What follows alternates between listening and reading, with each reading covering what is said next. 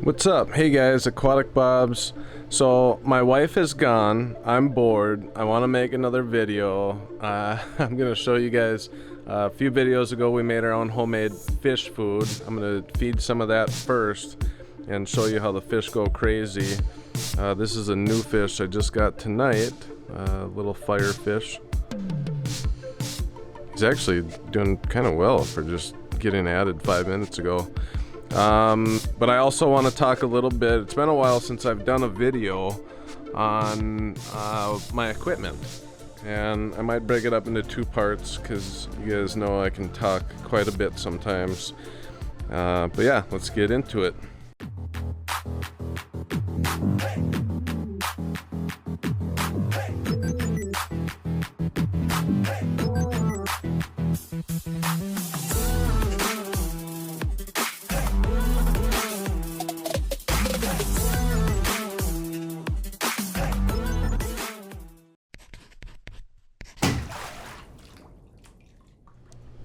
Okay, so starting out, I just want to apologize. This camera is it's probably like 2 or 3 pounds, and sometimes I don't always get the most still shot. So I'm going to try to focus on doing a better job with that tonight. While I'm trying to focus on what I'm saying, and my mind is thinking about which coral to zoom in on or to look at. Sometimes, and then breathing, kind of jars it around a little bit. Sometimes it's a little difficult. So if it's wobbly and my mind can focus on that, I'll try to hold still for long enough so you can get a good view of the corals or the equipment, whatever I'm showing you. So bear with me on that.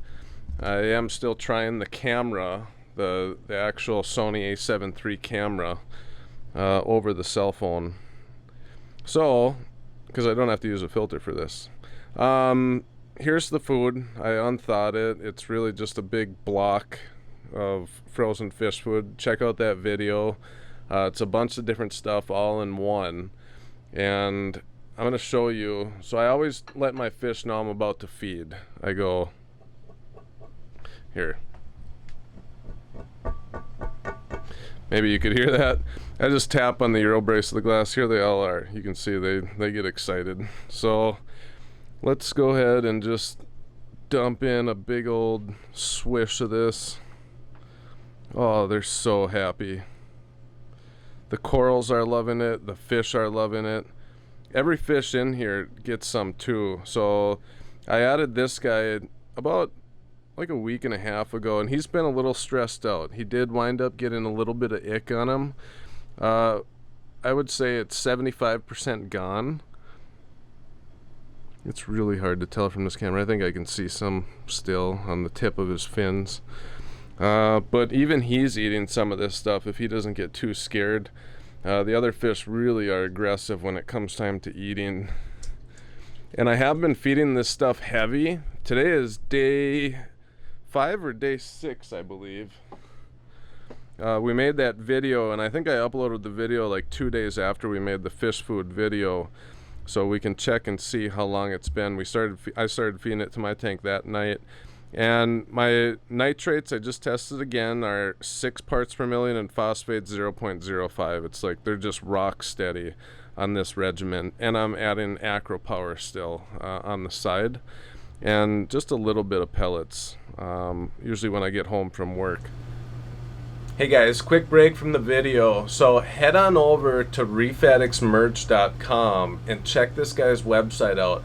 Out of the blue, a subscriber to my website reached out to me and asked if he could just bless me with a shirt from his website. No strings attached, nothing. He'd give me a shirt and pay to have it shipped to me. He sent me this hoodie. I love this thing. It feels nice. It's a right fit. It's not like some of those cheaper hoodies that feel really baggy and loose and whatever.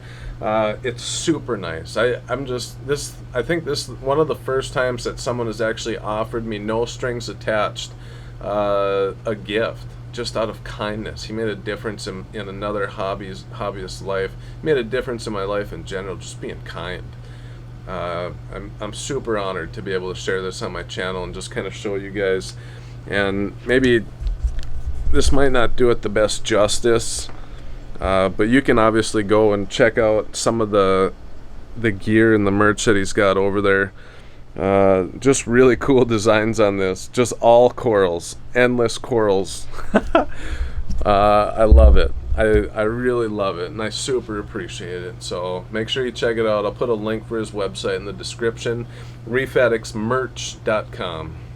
Now let's just jump into some of the equipment, and some of it I might talk more in depth about. If you have questions, feel free to ask. Some of it I might just breeze over because it's straightforward, but I guess we'll just start at the top. And so this is my dosing container. I just got it on Amazon. I've actually seen several other YouTubers have something similar to this, if not the same one. I think it was like 40 or 50 bucks. It's acrylic, 3 sections in it. Each section holds up to 2 liters, and I like it. It works good for this tank. I have to refill the alkalinity one usually about once a month when things are going good with it. The calcium once every 6 weeks, and that's about that. It's connected to the Jabo DP4 dosing pump. This thing was cheap compared to so many other dosing pumps, and it works flawlessly. I've had it like almost 2 years now, and I've never had an issue with it. It sits there and does its thing. Alkalinity 8 times a day, calcium 5 times a day. If I wanted to hook up 2 other things, I could do it. It's very easy to program. One of my original first videos, I believe, was how to set up the Jabo DP4 dosing pump. They also make a DP3, which is a little bit cheaper, and they make them Wi-Fi now too, so you can connect them to your phone. I love it for the price. I mean, if you're on a budget and you want something that works good and isn't gonna fail you, it's been good for me. So next, lights. I get so many questions about lights, and even some people might even ask in the comments of this video, what lights are you using? It just happens. On the back, it's just a cheap, I think it was like a $30 fixture, T5 fixture off Amazon. And I'm running, and it's a 24-inch fixture, so I have it centered kind of right over the middle of my tank, kind of. And I think almost every coral still benefits from it because it's such a spread and blanket with 2 24-inch ATI Blue Plus bulbs. On the left of the tank and the right of the tank, they're each AI Hydra 32s. So they're the newer Hydra 32s, not the older 26s. And these suckers compare to the Radions, the XR 15s. The XR 30s would compare to the Hydra 64s. But these guys, I mean, you can't even tell the difference when you're looking in the tank. I got everything tuned and set up. Obviously, they're different intensities for different color channels than Radions, but you literally you can't tell a difference. Not at all. Which leads me to my next light right in the middle here. It's the Ecotech Radion XR15 Gen 4 Pro, and it does have a diffuser on it. And I have it mounted like 2 inches higher than the recommended mounting height, just because I just want an even mixture of all the light. I think the mounting height for this is like 8 or 9 inches off the surface. I have mine 12.5 inches. And then I kind of just did like a cheapy setup for this guy. I just mounted it. I'm actually using gum packs. This is gum. To lift up one side of the Reef Bright strip. It's a 48-inch blue actinic Reef Bright strip, and it just angles light in from the front and helps cover some of the shadows from the front side of the tank. So I got shadow covering from the back, shadow covering from the front, and then 3 primary lights up over the middle. That's my lighting. I'm gonna do a really quick point and give you general par numbers. So everything in this area up here, not including the frag rack, and everything in this area up here, not including the frag racks, is anywhere from 300 to 375 par, depending on the spot. This Haymaker Acropora here This sucker hits about 375 par. This guy's about 375 par. It's getting a mix of the Radion and the Hydra. And I love this coral, by the way. I love it. There's so much potential coming out in it. The Walt Disney is 350 par. The Top Shelf Aquatics Bubble Yum Acro is 350 par. And like I said, the rest of these guys all over here are about 300 to 325. Same with these guys. Now this frag rack here, so this first light I angled more towards the back of the tank to keep it away from this frag rack, because these are actually lower light corals, but it still gets about 150 par on this rack. This rack here, I didn't angle this light back as far, and this rack here still gets about 225 to 250 par, so I'm very happy about that. Same with this rack over here, the light is still angled more towards the front of the tank a little bit, so this rack gets about 250 par. On the outskirts here, it's about 175. And then pretty much my entire sand bed on the bottom is 100 to 125 par. I really am lucked out with that, because I got all these frag racks which block off a lot of the reflection. If those weren't there, the sand bed would probably be closer to 200. So that's just cool. I'm glad about that. And then I got to move this frag rack down again. But this frag rack averages about 150 par as well on the side of the tank. That one's closer to 100, because this light is actually moved in a little bit more to the left. So those are rough estimates for my par. I do get a ton of questions about that. I hope that answered some of them. And look at the time, we're already over 10 minutes in. I'm still gonna get to the pumps in this video. I think every pump that I have in my tank is a Jabo. Yeah, every wave maker, even the return pump, is Jabo. This one is, what's it called again? The SLW20. And I like that pump. For a while I thought it did like a really wide spread, but it actually does more of just it's a wider pump, but it doesn't spread out as much, so it does more of kind of like a beam, and it just kind of helps mix up some of the water, mostly on this side of the tank. Then in the middle there I have the Jabo Gyre. It's the 70 SCP 70. On the other end I have the 90, which is quite a bit more powerful. They're both very powerful, and I run them very high most of the time. This one's at 4 out of 8, and the other one I think is, this is the other gyre, it's 6 out of 8. And everything is the pulse mode. Every wave maker in my tank is the pulse modes. And I didn't link them all together. I kept them all separate so that they wouldn't all be pulsing at the same time. They're all pulsing at different times, which is always mixing up water movement. And yeah, it works really good for this tank. You can see kind of to the right side of this, you can see the polyps going back and forth, up, down, all over the place. I'm trying to hold it still. There you can see kind of nice movement. So even on the frag racks here, I feel like we really get some good movement. It's just, I really crank this tank. I'll show you an example here. This guy, since I moved him here, he's just getting blasted to the side. I'll move him to another spot. It's really cool. You can kind of see that one polyp towards the top center. It's like all green.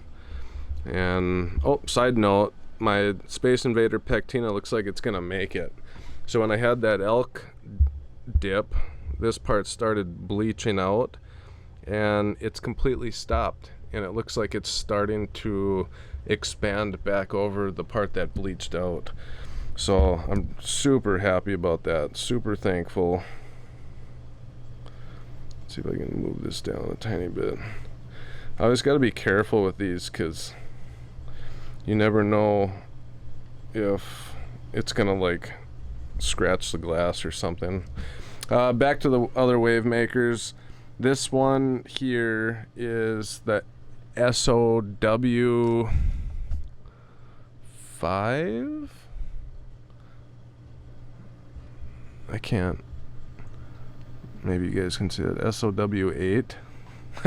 Don't even know what that means, but that's what it is. And then this one over here is a little bit smaller, and I have it just blowing down to kind of mix up more flow, and that's the OW10. And yeah, so again, all Jabo wave makers. I've never had an issue with them. I just replaced this gyre over here. I think it got two years old, and this is the brand new one. And they're powerful. I mean, it's like all wave makers. If you want more power, you get a bigger one. Very easy to control, simple to set up. And I think they're even offering Wi-Fi on them too, and you can connect them all together. Like I said, I do them separate, and I really don't mind. I have no problem with it at all, and I love it. So I think that's gonna do it for this video. Before I go to the sump and talk about like the skimmer and the return pump, which I guess I already touched on, it is a Jabo. And yeah, and some of the stuff that I have in my sump, I have a lot of biomedia down there and more corals and some more cleanup crew. I think I even still have a pin cushion urchin down there, or a pencil urchin. I got a pencil urchin. And yeah, I'm so happy with this tank. I'm just gonna close with this. I am so happy with this tank and with this setup. I feel extremely blessed because I didn't have to spend tens of thousands of dollars. This tank it really, I consider it a top of the line tank, even with average equipment. You know, my lighting is pretty nice, but the rest of it is all average to lower end equipment, and it's still, I mean, it's making these corals look as good, if not better, than the majority of the corals in the hobby that are out there. And it just goes to prove you don't have to, I know this might take you guys off if your wife hears this, but you don't have to have all the nicest stuff. You really don't. Some stuff I don't skimp on, but other stuff, you know, I guess I need to be careful how I say it, but other stuff you just don't need the top of the line stuff. I'll leave it at that. But anyways, maybe I might overlap parts of this video, keep the sound in, but overlap the video with some top-down shots of some corals. That'll be kind of cool. But yeah, so everything's going great. I love it. My wife's out of town for the weekend, so I got bored. I wanted to just shoot a video. I love doing this. I love hearing from you guys. I love your responses. And yeah, I appreciate you guys. Make sure you check out that website that we talked about at the beginning. And I look forward to seeing you guys in the next video. This is Aquatic Bob's.